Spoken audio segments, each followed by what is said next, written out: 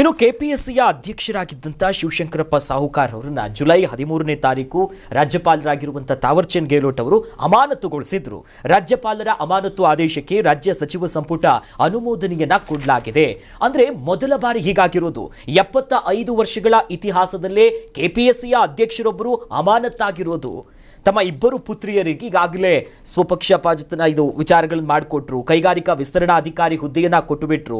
ನಂತರದಲ್ಲೇ ಅಧಿಕಾರವನ್ನು ದುರುಪಯೋಗ ಮಾಡಿಕೊಂಡ್ರು ಅನ್ನೋ ನಿಟ್ಟಿನಲ್ಲೇ ಅವ್ರ ಮೇಲೆ ಆರೋಪ ಇದ್ದಿದ್ದು. ಈಗ ಸಂಪೂರ್ಣ ಅಮಾನತಿಗೂ ಕೂಡ ಆದೇಶವನ್ನ ಮಾಡಲಾಗಿದೆ.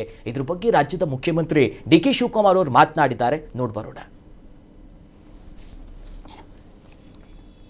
ಸಾಹೇಬರು ಅದಕ್ಕೆ ಇವರು ನಮ್ಮ ಕೆಪಿಎಸ್ಸಿ ಅಧ್ಯಕ್ಷರು ಅವ್ರನ್ನ ಅಮಾನತಿನಲ್ಲಿ ಸಸ್ಪೆಂಡ್ ಮಾಡಿದ್ರು. ಅದಕ್ಕೆ ಕೂಡ ನಾನು ಕ್ಯಾಬಿನೆಟಲ್ಲಿ ಇವತ್ತಿತ್ತು. ಅದಕ್ಕೆ ನಮ್ಮ ಒಪ್ಪಿಗೆಯನ್ನು ಅದನ್ನು ನಾನು ಪರಿಶೀಲನೆ ಮಾಡಿ ನೋಡಿದೆ ಏನೇನಿತ್ತು ಅಂತೇಳಿ. ಅವರು ಎಲ್ಲ ಭಾಳ ದೀರ್ಘವಾಗಿ ಪರಿಶೀಲನೆ ಮಾಡಿದರು. ಅದು ಸರಿ ಇದೆ ಅನ್ನೋದನ್ನು ನಾನು ಕೂಡ ಕ್ಯಾಬಿನೆಟಲ್ಲಿ ಅದಕ್ಕೆ ನಮ್ಮ ಒಪ್ಪಿಗೆಯನ್ನು ವ್ಯಕ್ತಪಡಿಸಿದ್ದೇವೆ. ಏನು ಅವಶ್ಯಕತೆ ಇರಲಿಲ್ಲ. ಅದು ಕಾನೂನಲ್ಲಿ ಯಾವುದೋ ಒಂದು ಕೋರ್ಟಲ್ಲಿ ಒಂದು ಆರ್ಡರ್ಸ್ ಇದೆ. ಬಟ್ ನಾವು ಅದಕ್ಕೆ ನಮ್ದೇನು ಒಪಿನಿಯನ್ ತಿಳಿಸ್ಬೇಕು ನಾವು ಸರ್ಕಾರ ಕೋರ್ಟಿಂದ ತಿಳಿಸ್ತೀವಿ. ಯಾವಾಗಲೂ ಆಗ್ಬೇಕಿತ್ತು ಅನ್ಸುತ್ತೆ. ಅದ್ರ ನಡುವೆ ಏನೇನು ಆಗಿದೆ ಅನ್ನೋ ಅನುಮಾನ. ಇವ್ರನ್ನ ಹೆಂಗೋ ಅಮಾನತು ಮಾಡಿದ್ರು. ಇವ್ರು ಮಾಡಿರುವಂಥ ತಪ್ಪು ಕಾನೂನು ವಿರುದ್ಧವಾಗಿ ಮಾಡಿರೋದು. ಅವ್ರು ಇದ್ದಂಥ ಅವಧಿಯಲ್ಲಿ ಇನ್ನೇನಾಗಿದೆ ಅನ್ನೋದಾಗಿ ಒಂದು ಸಮಿತಿ ಮಾಡಬೇಕು ಇವ್ರು ಅನ್ಸುತ್ತೆ ಸರ್. ತುಂಬ ದೊಡ್ಡ ಮಟ್ಟಕ್ಕಾಗಿರುತ್ತೆ. ಯಾಕಂತಂದರೆ ಈಗ ಸಿಕ್ಕಾಕೊಂಡಿರೋದು ಬರೀ 2 ಮಕ್ಕಳ ವಿಚಾರ. ಸ್ವಂತ ಮಕ್ಕಳಿಗೋಸ್ಕರ ಅದು ಯಾವುದು ಕೈಗಾರಿಕಾ ವಿಸ್ತರಣಾಧಿಕಾರಿ ಹುದ್ದೆಗಳನ್ನ ಕೊಡಿಸೋದಕ್ಕೆ ತನ್ನ ಅಧಿಕಾರವನ್ನು ದುರ್ಬಳಕೆ ಮಾಡಿಕೊಂಡು 2 ಹುದ್ದೆಗಳನ್ನು ಅವರಿಗೆ ಕೊಡಿಸ್ಬಿಡೋಣ, ಮನೆಗೆ ತಗೊಂಡೋಗ್ಬಿಡೋಣ. ನಾನೊಬ್ಬ ಇದ್ದೀನಿ, ನಮ್ಮ ಮನೆಗೆ ಒಂದು 2 ಇರಲಿ ಅನ್ನೋ ಥರದ್ದು ಒಂದು ಕುಟುಂಬ ಯೋಜನೆ ಮಾಡೋಕ್ಕೆ ಹೋಗಿರೋ ಅಧಿಕಾರಿ ಅವತ್ತು ರಾಜ್ಯಪಾಲರು ಅಮಾನತು ಮಾಡಿದರು. ಇವತ್ತು ಸಚಿವ ಸಂಪುಟ ಅನುಮೋದಿಸಿ ಅದನ್ನು ಎತ್ತಿ ಹಿಡಿದಿದೆ. ಅಲ್ಲಿಗೆ 75 ವರ್ಷಗಳ ಇತಿಹಾಸದಲ್ಲೇ ಇದು ಮೊದಲ ಬಾರಿಗೆ ಅಂತ ಹೇಳ್ತಾ ಇದ್ದಾರೆ. ಈ ಅಧಿಕಾರಿ ಒಬ್ಬನ್ನ ತೆಗೆದ ತಕ್ಷಣಕ್ಕೆ ಅಲ್ಲಿ ಇವರು ಬೇರು ಬಿಟ್ಟು ಹೋಗಿರುವಂಥದ್ದು ಇದೆಯಲ್ಲ, ಅದು ಎಲ್ಲ ಇಲ್ಲ. ಬೇರು ಸಮೇತ ಕಿತ್ತು ಹಾಕಬೇಕು ಅಂತಂದರೆ ಈಗಾಗಲೇ ಇವರ ಅಡಿಯಲ್ಲಿ ಯಾವ್ಯಾವ ನೋಟಿಫಿಕೇಶನ್ ಆಗಿತ್ತು, ಇವರ ಅಡಿಯಲ್ಲಿ ಯಾವ್ಯಾವ ನೋಟಿಫಿಕೇಶನ್ ಆಗಿತ್ತು, ಯಾವ್ಯಾವುದು ರದ್ದಾಗಿದೆ, ರದ್ದಾಗಿರುವ ಹಣ ಅವ್ರಿಗೆ ಹೋಗಿದೆಯಾ, ಯಾವ್ಯಾವ ಪರೀಕ್ಷೆಗಳ ನಂತರದಲ್ಲಿ ಇವರ ಆದಾಯಗಳು ಹೆಚ್ಚಿಕೊಂಡಿದ್ದಾವೆ, ಅಲ್ಲಿರುವಂಥವ್ರ ಆದಾಯಗಳು ಎಷ್ಟಿದ್ದಾವೆ, ಈ 384 KS ಹುದ್ದೆಗೋಸ್ಕರ ಅವತ್ತು ಪರೀಕ್ಷೆ ಮಾಡಿದಾಗ ಒಂದೇ ಕೊಠಡಿ ಒಂದು 10-12 ಜನ ಪಾಸ್ ಆಗ್ಬಿಟ್ರು ಒಂದೇ ಕೊಠಡಿಯಲ್ಲಿ. ಅದು ಕಾಕತಾಳೀಯ ಇರ್ಬೋದು ಅಂತ ಒಂದು ಅಧಿಕಾರಿ ಬಂದು ಹೇಳ್ತಾರೆ. ಕಾಕತಾಳಿ ಏನಿಲ್ಲ, ಇದು ನಮ್ಮ ಕಾಕಪ್ಪ ಅವ್ರದ್ದೇ ಇರುತ್ತೆ, ಕಾಯಂ ಕೆಲಸ ಥರ ಮಾಡಿ ಇವ್ರದ್ದೇ ಇರುತ್ತೆ. ಉತ್ತರ ಕರ್ನಾಟಕದಲ್ಲಿ ಕಾಕ ಅಂದ್ರೆ ಚಿಕ್ಕಪ್ಪ ಏನೋ ಇರ್ತದೆ. ಆ ಕಾನ್ಸೆಪ್ಟಲ್ಲಿ ಇವರು ಶಿವಶಂಕರಪ್ಪ ಅವ್ರದ್ದೇ ಅದು ಇರುತ್ತೆ, ಸಾಹುಕಾರದೇ ಯೋಜನೆ ಇದ್ದಂಗೆ ಇದೆ ಅದು.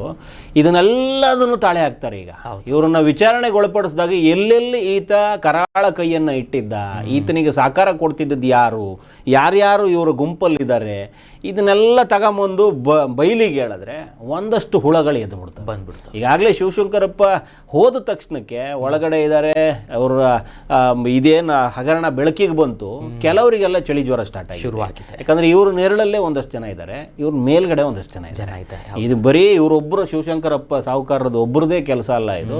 ಇಲ್ಲಿ ಮನೆ ಮಂದಿ ಸುಮಾರು ಜನ ಇದ್ದಾವೆ, ಅವಕ್ಕೆಲ್ಲಕ್ಕೂ ಜ್ವರ ಬಂದಿರುತ್ತೆ. ಈ ಒಬ್ಬ ವ್ಯಕ್ತಿಯಿಂದ ಈ ಹಳಿ ತಪ್ಪಿದ ಈ ವ್ಯವಸ್ಥೆ ಇತ್ತಲ್ಲ, KPSC ಅಂದರೆ ಭಯ ಆಗೋದು, ಹೇಸಿಗೆ ಬರೋದು. ಹೌದು, ಆ KPSC ಬಂದಿದ್ದು ಈ ಹಳಿ ತಪ್ಪಿದ ಹಾದಿಗೆ ಒಂದು ಸುಗಮ ವ್ಯವಸ್ಥೆ ಆಗುತ್ತೆ. ಇದೆಲ್ಲದನ್ನು ತೊಳೆದು ಈಚೆ ನಿಂತ್ಕೊಳ್ಳೋದಕ್ಕೆ ಸರ್ಕಾರ ಮನ ಮಾಡಿದ್ರೆ ಒಂದು ಈ ನಿರುದ್ಯೋಗಿ ಯುವಕರು ಪರೀಕ್ಷೆಗಳನ್ನು ನಂಬ್ಕೊಂಡು ಪರೀಕ್ಷಾರ್ಥಿಗಳು ಏನಿರ್ತಾರೆ, ಈ ಕಾಂಪಿಟೇಟಿವ್ ಎಕ್ಸಾಮ್ ಬರ್ತೀವಿ, ಸ್ಪರ್ಧಾತ್ಮಕ ಪರೀಕ್ಷೆಗಳನ್ನು ಬರೀಬೇಕು ಅಂತ ಬಿಟ್ಟು ಕಣ್ಣಿಗೆ ಎಣ್ಣೆ ಬಿಟ್ಕೊಂಡು ಬರೀತಾ ಇದ್ದಾರಲ್ಲ, ಕಾಯ್ತಾ ಇದ್ದಾರಲ್ಲ, ಈಗಾಗಲೇ ಮುಂದಿನ ದಿನಗಳಲ್ಲಿ ಎಷ್ಟು ಸಾವಿರ, ಒಂದು 72 ಸಾವಿರಕ್ಕೂ ಹೆಚ್ಚು ನೋಟಿಫಿಕೇಶನ್ ಬಿಡ್ತಾರೆ. ಸೊ ಇದರಲ್ಲಿ ಆ ಕಾಯ್ತಾ ಇರುವಂಥವ್ರಿಗೆ ಒಂದು ಭರವಸೆ ಹುಟ್ಟಬೇಕು, ನೀವು ಒಳ್ಳೆ ಪರೀಕ್ಷೆಗಳನ್ನು ನಡೆಸ್ತೀರಿ ಅನ್ನೋದಕ್ಕೆ ಇಲ್ಲಿ ಶುರುವಾಗಿದೆ. ಇದನ್ನು ಇಲ್ಲಿಗೆ ನಿಲ್ಲಿಸಬೇಡಿ.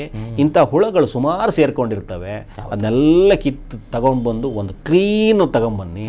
ಅಲ್ಲಿ ಲೋಕಸೇವಾ ಆಯೋಗ ಏನು ಮಾಡಿದ್ದಾರೆ ಆ ನಿಟ್ಟಲ್ಲಿ KPSC ಮಾಡಿ ರಾಜ್ಯಕ್ಕೂ ಆ ಸ್ಪರ್ಶ ಕೊಡಿ, ಒಂದಷ್ಟು ಒಳ್ಳೆ ದಾರಿಗೆ ಈ ವ್ಯವಸ್ಥೆ ಬರುತ್ತೆ, ಆ ಕೆಲಸ ಮಾಡೋದು. ಹೌದು. ಕಾಂಗ್ರೆಸ್ ಸರ್ಕಾರದ ಯಾವ ಭಾಗ್ಯಗಳು ಎಷ್ಟರ ಮಟ್ಟಿಗೆ ಎಫೆಕ್ಟ್ ಆಗಿದೆಯೋ ಗೊತ್ತಿಲ್ಲ ಸರ್, ಬಟ್ ಲಕ್ಷಾಂತರ ಪರೀಕ್ಷಾರ್ಥಿಗಳಂತೂ KPSCಯ ಸ್ವಚ್ಛತಾ ಅಭಿಯಾನ ಆಗ್ಲಿ ಅಂತಾನೆ ಕಾಯ್ತಿದ್ದಾರೆ. ಅದ್ರ ಮೂಲಕ ಒಂದು ಸೌಭಾಗ್ಯ ಬರಲಿ ಅನ್ನೋದು ನಮ್ಮ ಆಸೆ ಕೂಡ ಹೌದು. ಕರ್ನಾಟಕ ನ್ಯೂಸ್ ಬೀಟ್ ಫಾಲೋ ಮಾಡಿ, ಸಬ್ಸ್ಕ್ರೈಬ್ ಮಾಡಿ.